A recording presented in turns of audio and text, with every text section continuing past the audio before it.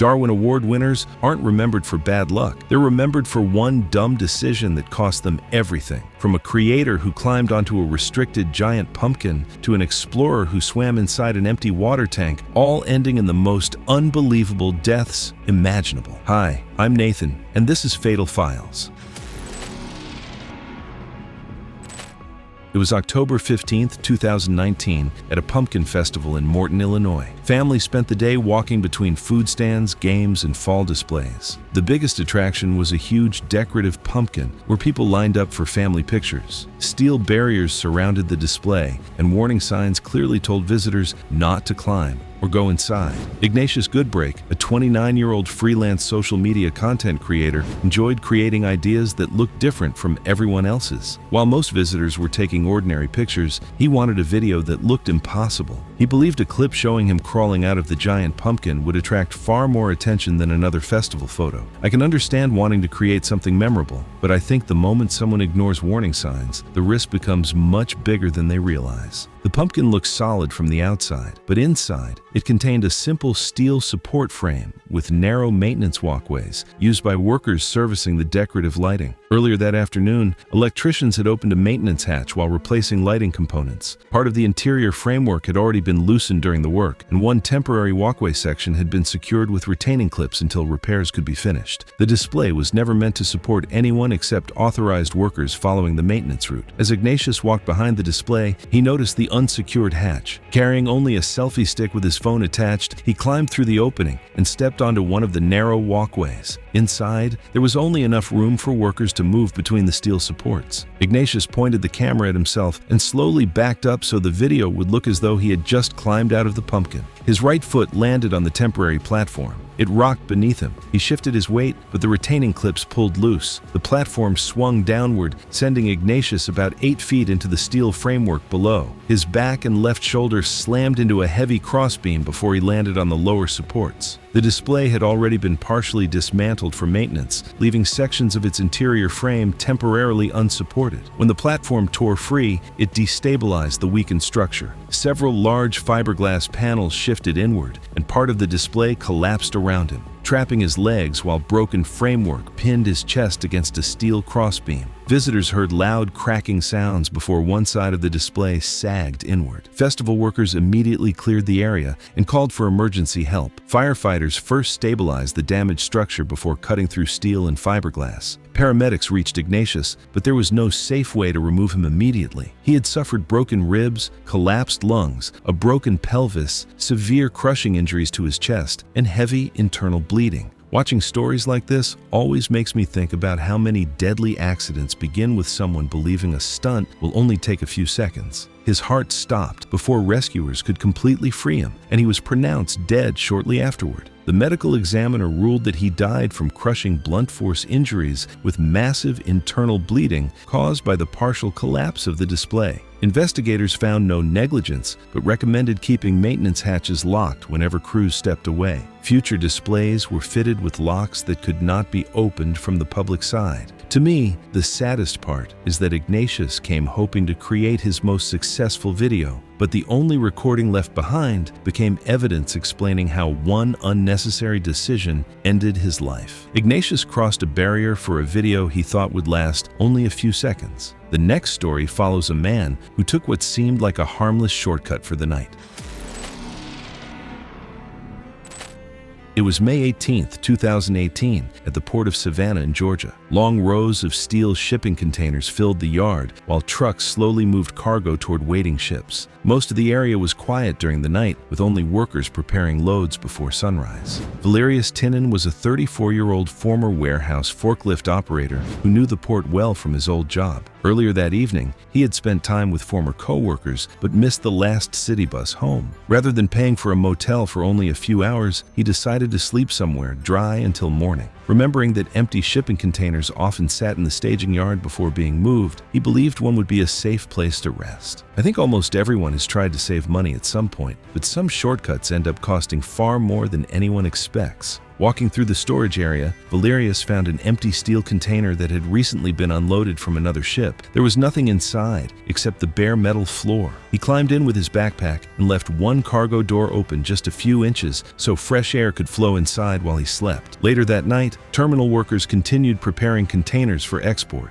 During a routine inspection, one employee noticed the door standing slightly open. Believing it had simply been left unsecured after unloading, the workers shut both heavy doors and locked the outside bars just as required before shipment. Once those locking bars were secured, there was no handle or release inside the container that could open the doors. From the outside, nothing suggested anyone was trapped inside. Security patrols passed through the yard, but the sealed container looked no different from hundreds of others waiting to be loaded. Not long before sunrise, the movement of a yard truck woke Valerius as the container was lifted and carried across the terminal. At first, he thought another worker had simply moved it to a different spot. He pushed against the doors with both hands, but they would not move. He pounded on the steel walls and yelled for help while the container was still in the busy yard. The noise from trucks, cranes, and other equipment drowned out his voice. After waiting in the loading area with many other containers, the steel box was eventually lifted aboard a cargo ship and stacked high among hundreds of others. Soon afterward, the ship left the port without anyone realizing a man was trapped inside. I always find stories like this crazy. They are hard to believe, but with billions of people in the world, I guess even the most unbelievable things can happen. As the hours passed, the small amount of trapped air inside became harder to breathe. Although the container was not perfectly airtight, it had very poor ventilation once the doors were locked and stacked among other containers. Every breath used more of the remaining oxygen while adding more carbon dioxide to the confined space. Valerius kept trying to force the doors open, but each attempt left him weaker. He removed his jacket and sat beside his backpack to catch his breath. After resting, he struggled back to his feet and pushed against the doors again, but they still would not move. He leaned against the wall for a moment before sliding down to the floor, too tired to keep standing. The lack of adequate fresh air continued to wear him down. He became thirsty, confused, and too weak to try the doors again. He pulled himself toward the cargo doors, hoping someone might hear him when the container was finally opened. His breathing became faster,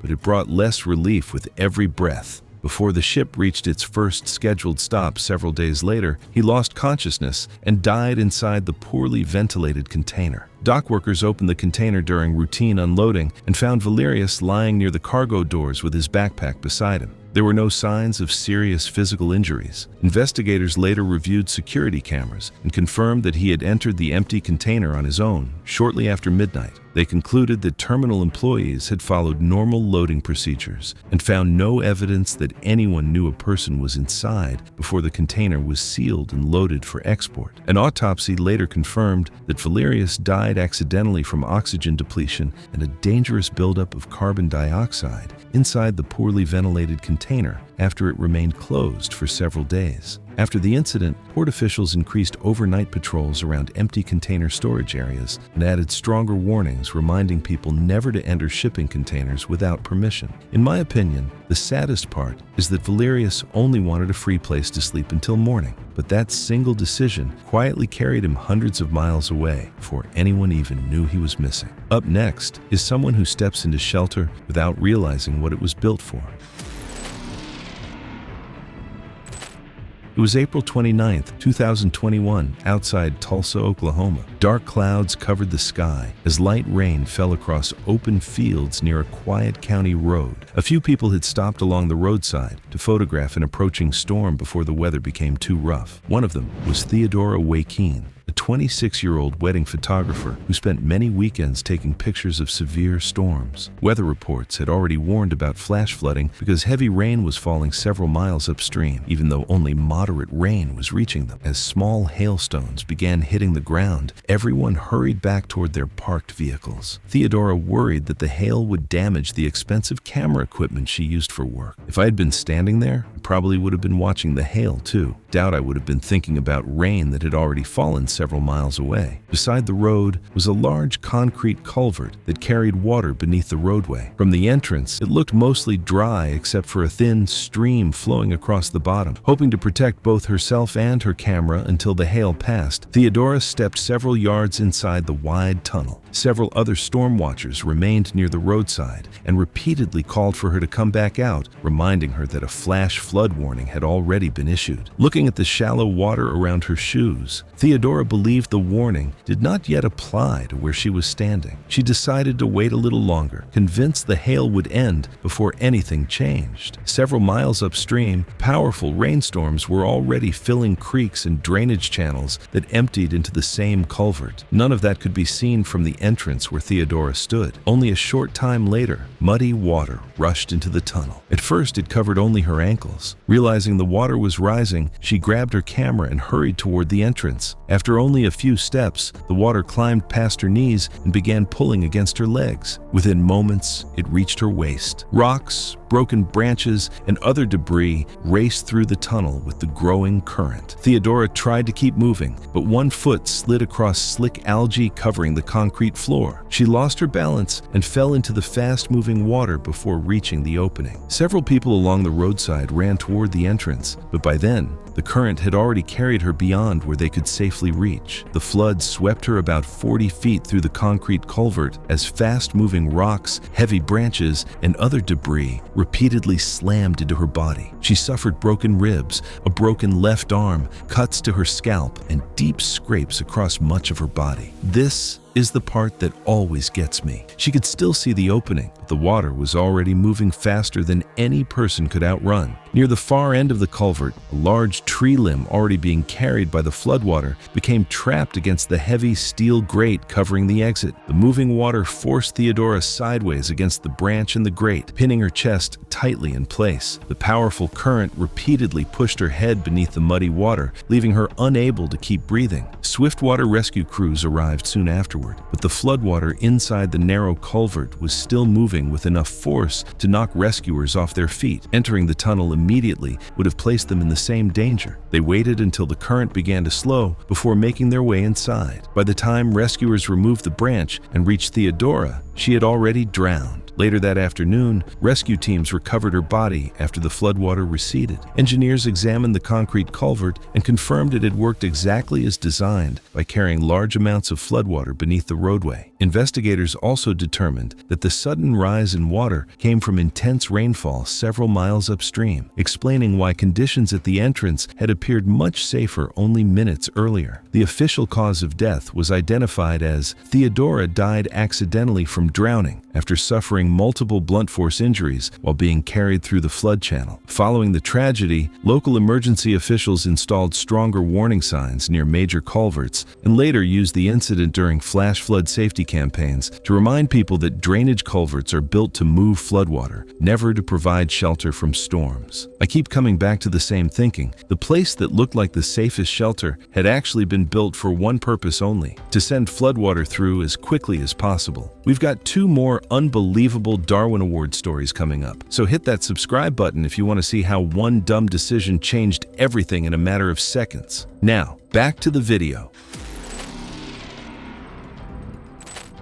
It was August 22nd, 2017, behind a family restaurant in Phoenix, Arizona. The dinner rush had ended, the dishes were clean, and the last employees were getting ready to head home. Behind the building sat a large commercial dumpster filled mostly with flattened cardboard boxes, empty food packaging, and sealed trash bags waiting for the next pickup. One of the employees finishing her shift was Ione Ziana, a 21-year-old dishwasher who was known for pulling practical jokes around the restaurant. She enjoyed surprising her co-workers with harmless pranks, and after a long, exhausting shift, she thought ending the night with one final joke would lift everyone's spirits. Garbage was usually collected on certain mornings, and she mistakenly believed the restaurant's opening crew would arrive before the sanitation truck. In her mind, she would only have to stay hidden for a short while before the first employees came outside with more trash. Sounded really optimistic. I enjoy a good prank too, but hiding where heavy equipment is supposed to work is a risk I would never take. After everyone believed she had gone home, Ione quietly walked back behind the restaurant. She climbed into the dumpster where there was still enough room between the cardboard and trash bags to hide. She pulled several flattened boxes over herself until she could no longer be seen from above. Satisfied with her hiding place, she settled in to wait for what she expected would be an early morning surprise for her coworkers. A little later, Marcus Neal, the kitchen manager, locked the restaurant and left with the remaining employees. Nobody realized Ione was still on the property. The building sat dark and quiet for the rest of the night while she remained hidden inside the dumpster. Believing she still had plenty of time before anyone arrived, she eventually drifted off to sleep. Shortly after sunrise, a commercial front-loading garbage truck entered the parking lot on its normal route. The driver stopped beside the dumpster and completed his usual walk around before collecting it. Looking down from the top, he saw only stacked cardboard and sealed trash bags covering the bottom. Nothing suggested a person was hidden underneath. The sound of the truck woke Ione. She heard the engine outside and realized the garbage truck had arrived before the restaurant's opening crew. She quickly pushed the cardboard away and tried to sit up, planning to climb out before anyone noticed. Before she could reach the top edge, the truck's lifting arms locked onto the dumpster. The entire container suddenly lurched upward. As it tilted over the truck, loose cardboard and heavy trash bags slid toward the opening. The shifting weight knocked Ione off balance. She grabbed for the side of the dumpster, but lost her grip as the contents rushed past her. She fell headfirst into the truck's receiving hopper, along with hundreds of pounds of trash. The dumpster was lowered back onto the ground, and the driver, believing the load had emptied normally, activated the hydraulic packing blade to make room for the next pickup. The heavy steel plate slowly pushed the trash forward inside the hopper. Ione became trapped between the moving refuse and the front wall of the truck. The crushing pressure caused catastrophic injuries to her head, chest, pelvis, and legs, along with severe internal injuries. This is where everything changed. Once that packing blade started moving, there was almost no chance of stopping it. During the compaction cycle, the driver noticed the truck responding differently than it normally did. The hydraulic system strained against unexpected resistance, and several heavy impacts echoed from inside the hopper. Realizing something was wrong, he immediately stopped the machine and called for emergency assistance. Rescue crews arrived within minutes but faced a difficult recovery. They spent hours carefully taking apart sections of the garbage truck before they could safely reach Ione. She had already died from the severe crushing injuries. Following the accident, Ione's family explored legal action against both the restaurant and the garbage company. However, investigators found that the truck had been operating normally. The driver had followed standard collection procedures, and no mechanical defects contributed to the tragedy. Officials ultimately ruled the death an accident caused by Ione's decision to hide inside the dumpster. What stays with me is that everyone thought they were starting a normal workday. Nobody expected someone to be hiding inside that dumpster. Ione thought she had plenty of time before anyone found her. The final story follows someone whose curiosity leads her somewhere she never should have entered.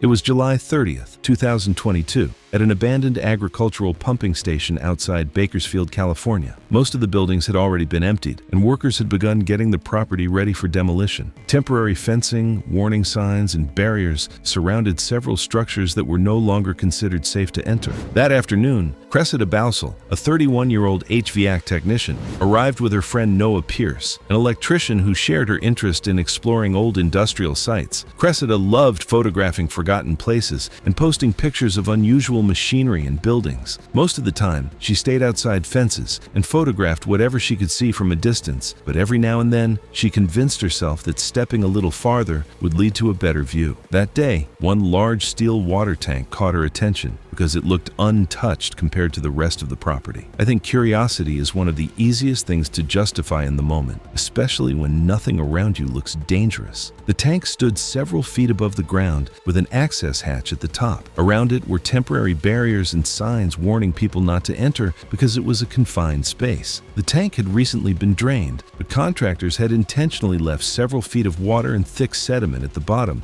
until special equipment could remove it later that week. Looking through the open hatch, however, however, the inside appeared dark and empty. While Noah stayed outside taking pictures of nearby equipment, Cressida stepped past the barrier and climbed onto the tank. She opened the secured hatch and shined her flashlight inside. From where she stood, the beam disappeared into darkness before reaching the bottom. Believing the tank was empty, she decided to climb down the fixed steel ladder for a better photograph. At first, everything seemed normal. She slowly made her way down while holding her flashlight in one hand and the ladder with the other. Years of moisture had badly weakened the metal inside the tank, but that damage was difficult to notice from above. About halfway down, one of the ladder rungs suddenly gave way beneath her foot. The broken rung threw her off balance. She lost her grip and fell toward the bottom of the tank. Instead of landing on dry steel, she dropped into several feet of standing water mixed with heavy sludge that had been left behind after the tank was drained. The fall left her seriously injured and unable to climb back to the ladder. Thick sediment held one of her legs in place each time she tried to pull herself free. The loud crash echoed through the empty tank. Noah immediately ran to the opening and looked inside. He saw Cressida trying to move, but realized the warning signs around the tank were there for a reason. Entering a confined space without proper equipment can quickly place another person in danger. Rather than climbing in himself, he called emergency services and stayed at the opening, trying to keep track of her while help was on the way. I don't think many people realize that the hardest choice can be refusing to jump in after someone you care about when doing so could make the situation even worse. Specially trained rescue crews arrived with equipment designed for confined space emergencies. Before anyone could enter, they had to secure the opening, test the atmosphere inside the tank, where their confined space checks detected unsafe air, and set up a safe lifting system. Those steps took valuable time,